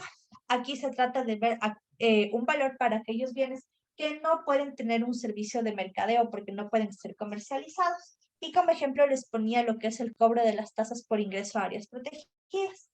Como las áreas protegidas son propiedad del Estado ecuatoriano, podríamos decir que toda la población tendríamos un derecho a poder conocerlas, ingresar a las zonas, visitarlas y realizar las diferentes actividades recreativas turísticas en las mismas. Sin embargo, algunas áreas presentan ciertas características que sí requieren de un esfuerzo importante de conservación. Como ustedes saben, en todas las áreas protegidas hay personal de guardaparques que tiene que dedicarse a vigilar que dentro de las áreas protegidas no se generen actividades que puedan afectar a las condiciones naturales de los sitios, que por sus características podrían traer graves complicaciones de índole ambiental y también de índole social. Entonces, una estrategia que en algún punto se planteaba era establecer estas tasas por el ingreso de las áreas protegidas, con la finalidad de que estos dineros que se recauden como concepto de ingreso sirvan justamente para el pago de los guardaparques, si es que correspondiera, o para la generación de diferentes actividades enfocadas en la conservación de los recursos de esta área protegida. ¿Cuál vendría a ser una ventaja de esta metodología? Es que va a ser algo de bajo costo y que voy a poder compilar una alta cantidad de información. Sin embargo, al igual que en el caso anterior, mi desventaja es que si es que yo no aplico un buen esfuerzo de muestreo, puedo generar un sesgo durante la aplicación de las encuestas, y este sesgo me va a llevar a que yo genere información que no va a ser ajustada a la realidad y que por tanto posteriormente no pueda ser aplicable. Finalmente, dentro de los métodos deliberativos, tenemos igual una única metodología que se denomina como valoración monetaria deliberativa. Y esta metodología nos dice que tratará de incluir en la valoración aquellos costos asociados a creencias éticas, compromisos morales y normas sociales colectivas. Como ven, tiene un cierto parecido a la metodología que veíamos hace un momento.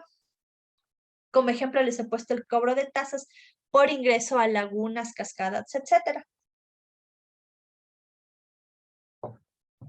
En este caso, la diferencia que se tiene con el tema de las áreas protegidas, por ejemplo, es que estos determinados lugares específicos van a ser aquellos en los que se identifique que ciertas poblaciones o grupos poblacionales le dan un uso específico de corte ético o moral.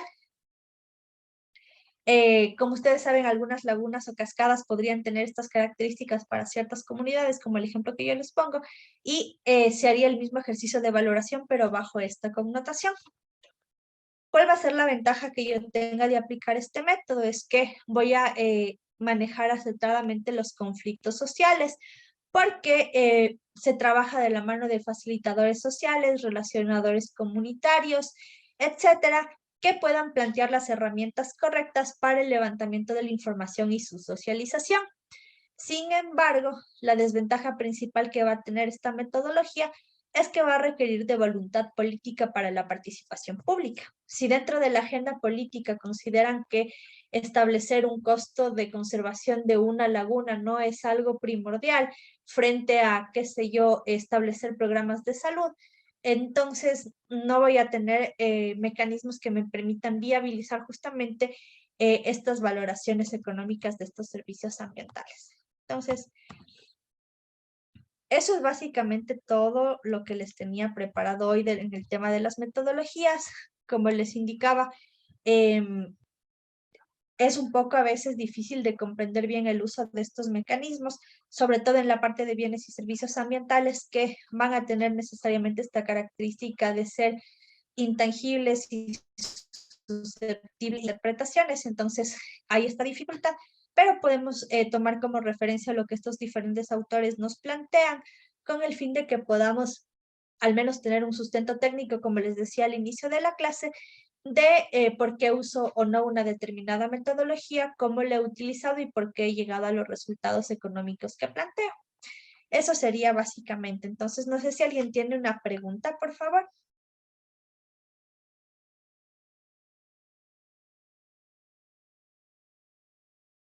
Ok, si no hay preguntas, igual pueden escribir en el chat, como les he comentado, del grupo de WhatsApp, si es que se les ocurre algo. Para estos últimos 4 minutitos que nos quedan de la clase, quería ver si alguno de ustedes ya ha avanzado algo con el ejercicio que les puse de ejemplo, o si alguien tiene alguna pregunta de alguna duda, un dato que les haya quedado mientras intentaron hacer el ejercicio. Entonces, soy todo oídos de ustedes estos 4 minutitos. O coméntenme primero si es que ya han avanzado algo, han analizado algo de caso, o todavía no tuvieron la oportunidad de revisarlo.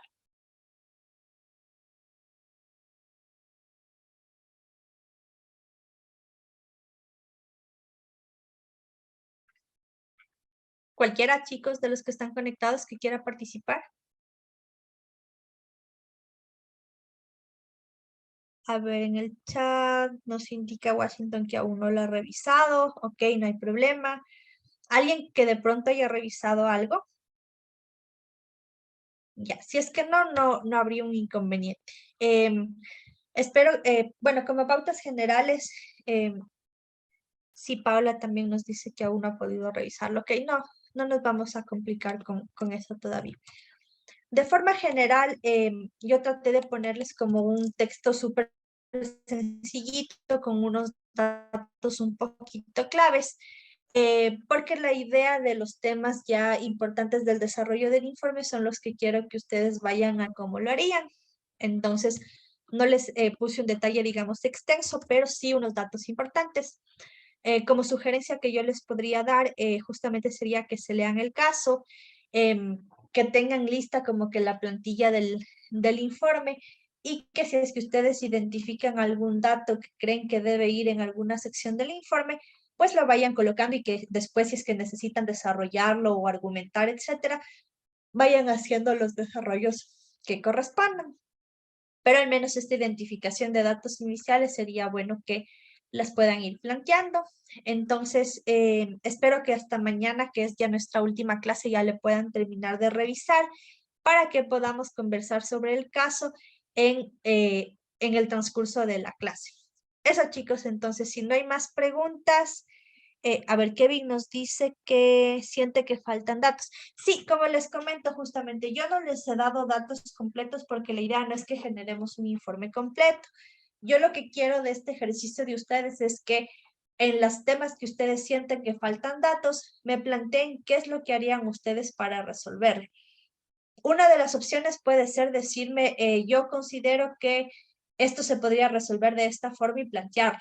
Otra opción podría ser decirme, definitivamente con la información que me dan no voy a poder hacer nada. O sea, ya depende mucho del criterio de ustedes. Entonces, es parte del ejercicio que puedan hacer ese análisis y que luego me puedan justificar por qué sienten que falta datos y no pueden avanzar o por qué a pesar de una falta de datos sí pueden avanzar considerando X, Y o Z particularidad. Entonces, esa sería la idea un poco del ejercicio.